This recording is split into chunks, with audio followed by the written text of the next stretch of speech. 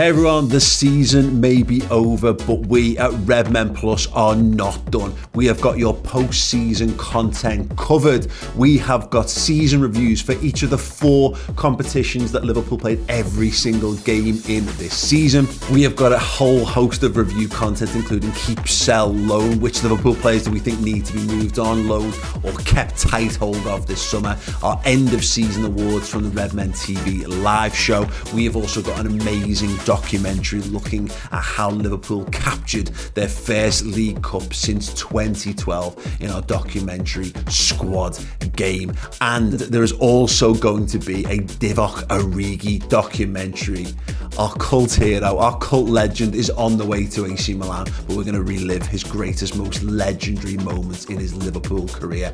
All of this content is available in video form and the studio stuff in podcast form. Extra bonus shows you each and every week to keep you tided over, to keep you getting from Liverpool withdrawal symptoms and get you closer to Liverpool, the city and the football club. Head to redmenplus.com and join us, get involved and celebrate this wonderful, wonderful football club that we all love.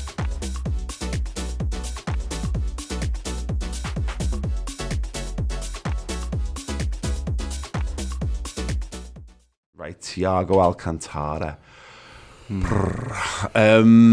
Wow. I mean, such a shame that, you know, it's a fine run thing for the Champions League final. You know, he's doing that late fitness test, and I just, you know, just been a fraction luckier in terms of his fitness right at the end of the season there. Would that have made a telling impact on the game? We'll never know.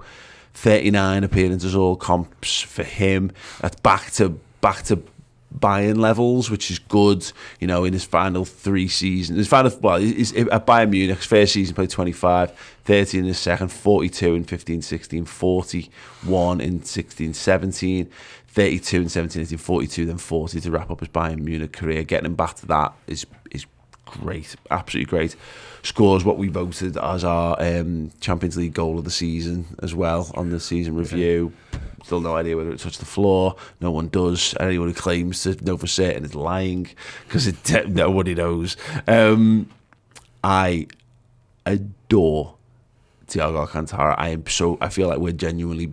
It sounds like I'm over-egging it, but I feel like we're blessed, honestly, to watch someone of that talent play for Liverpool. Yeah, I don't even know where to begin, other than I think we start on point to 9. Yeah, I'm with you on that. Yeah, I think he's tremendous. I don't think he was fit for the final. No, I don't think he should have started the final. Well, it's telling like that Naby Keita does all the warm-ups in formation. So like where they take the shots from, Naby's in the shot training wall where Thiago plays, and Thiago's still just doing passes and running back and forth and stuff. Clearly it was touch and go. And it's interesting that we've not long spoken about Keita. We chose a 70% fit Thiago over 100% fit Keita, which is really telling on where Keita is in terms of his Liverpool career and is reflective in the scores that we've given him.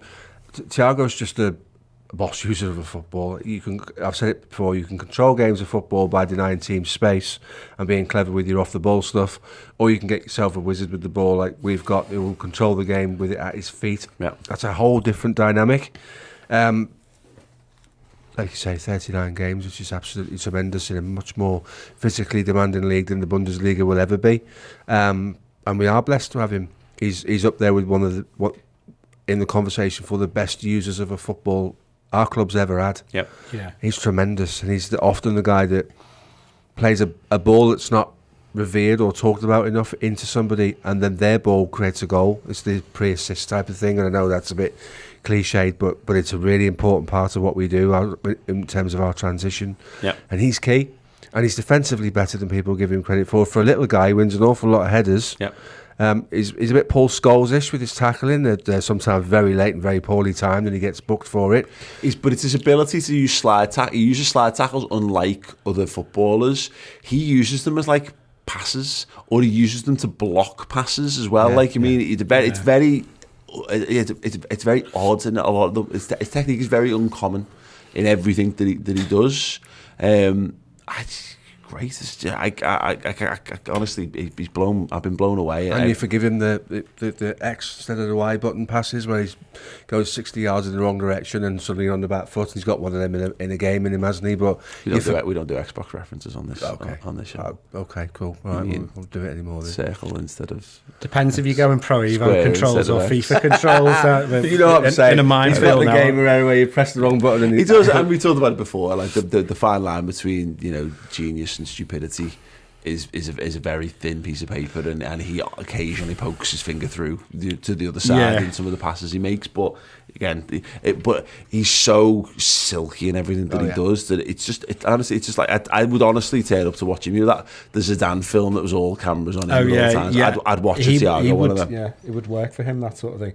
Yeah, we've had good midfielders at the club, but he kicks a ball unlike anyone I've ever seen. Just the way, there's since probably the turn of the century, the Spanish production line of like Xavi and Alonso. Alonso was great on the ball. They all seem to have that thing of there's two men here, and if I need to, I'll just play it back, or I'll just do a little turn and I'm away. They don't feel under pressure when there's people right up next to them. But he'll then do that.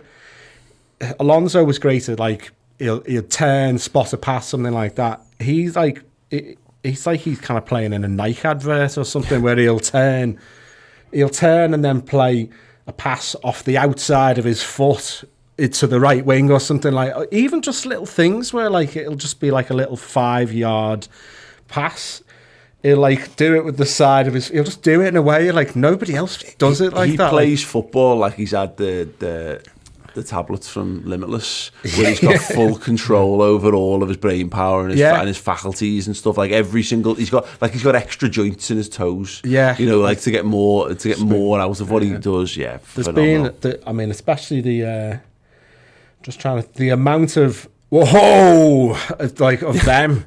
He's provided not even things that have turned to or just, did you see that? Yeah, he's been provided, especially since January. Yeah. Great, just great. Your dad's got a very interesting take on that, the wow moments and how did he do that.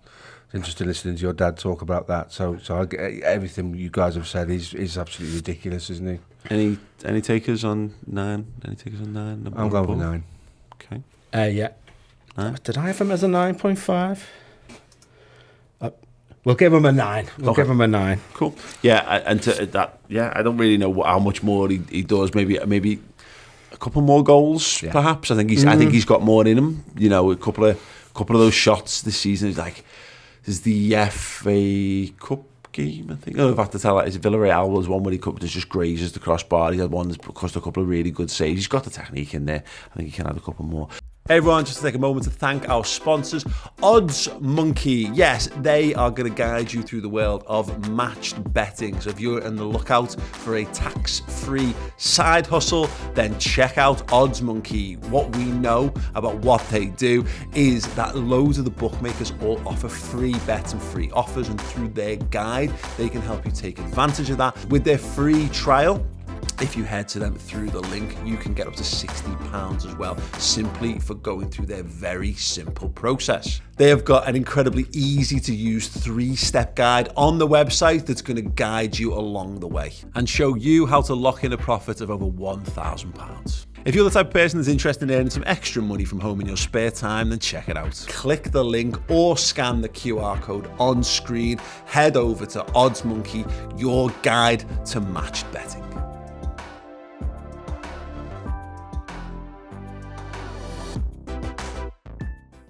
Jordan Henderson, it's an interesting one to rate because I thought he was sensational for the first 3 months of the season. He came out like he had a real point to prove.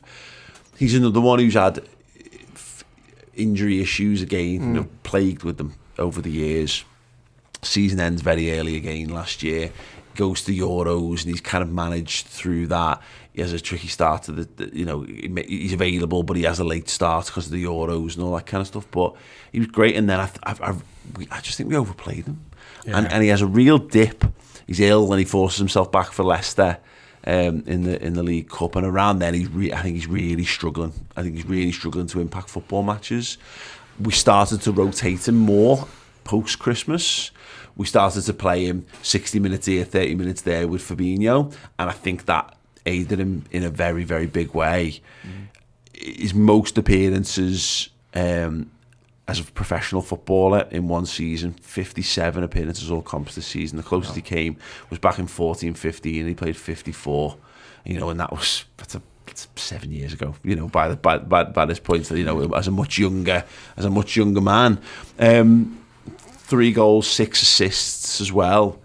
I think the skipper's, we've competed on all 4 fronts, and the skipper's led by example. I don't think game by game he's necessarily been at a 10 out of 10 level this season. I think he's had seasons where he's been better in week to week, but to be able to put that volume of football down when everyone was saying last summer when he got the contract extension of like, well, why are you giving him a contract extension? Some people were saying because how long is he going to go?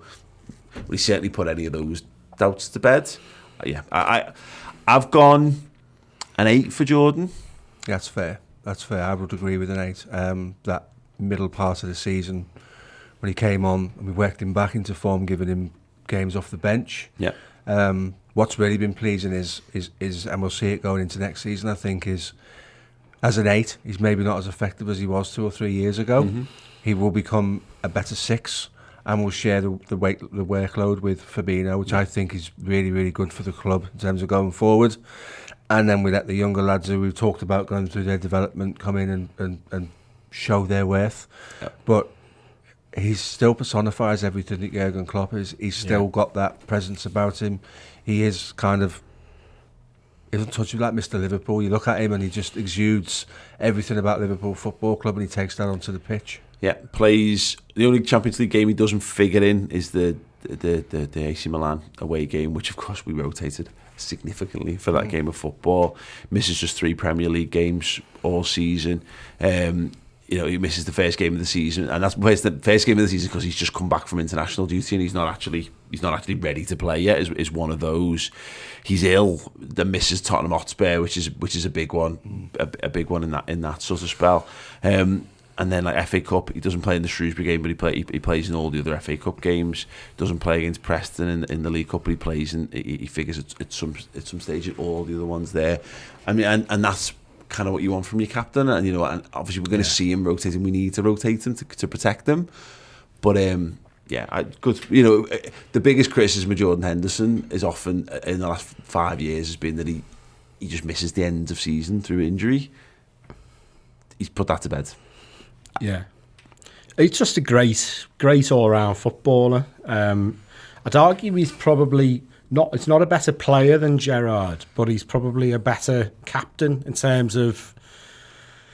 You just see him. He's the one. He's always barking the orders. Yes. He's always haranguing the referee. He's just he is a leader. I know there's a lot of leaders in the squad, but he is. He does it in the way. I agree on the captain thing. I think he's a brilliant captain. I don't mind Virgil van Dijk getting the armband. No, but I don't think he's as good a captain as Jordan Henderson because of what Jordan does. He's got the perfect blend of he'll bollock you, but it's coming from a good place. Yeah, he'll G you up. He'll encourage you when you need it. There's a lot of captains I think who have got a very one tone. And there's a lot of managers who are very one tone. Jurgen Klopp is a multi-tonal manager, and Jordan Henderson is that too. And people often talk about how Henderson is Klopp on the pitch, and that's one of the strengths he's got as a captain. He doesn't like if we're ever in a bit of a sticky situation, he won't. He won't throw a red card in because he's like. I know he did back in the day if we cast our minds, but he won't be ballooning loads of shots over the bar from 25 yards because he's going, I've got to win this game. He still fits in with our system. I do wish he would take just an occasional more shot than he does. But you're right. He won't sacrifice the team ethic for personal glory. That's it in a nutshell. He delivers the execution of the game plan rigorously every single game. There's no deviance from it. He doesn't become creative and do different things. He just gets it, and that spreads amongst the players. Yeah. What are you giving him, Jamie? I'm giving him an 8.5. Okay, 8.5. Yep, I think that's fair. Do you agree or disagree with the season ratings for those boys? If you want to check out the full shows, you can do 3 separate season rating shows: goalkeepers and defenders, midfielders and forwards, all streaming exclusively right now over on Redmen Plus. Get the fix you need in the absence of football being played in the postseason over on Redmen Plus with our postseason content, and we head towards transfers and silly season as well. We will have you covered. See it over there. Don't forget to subscribe to the YouTube channel if you enjoyed that video, and if you want more from us or you want to support the free stuff that we do here, then please do check out redmenplus.com, our Liverpool streaming service. It's like Netflix for Reds, where we get to chat to Liverpool legends past and present. We've got great interviews there with Virgil van Dijk, with Jamie Carragher, with Phil Thompson, and loads more as well. Get closer to the fabric of Liverpool, the football club and the city on Redmen Plus.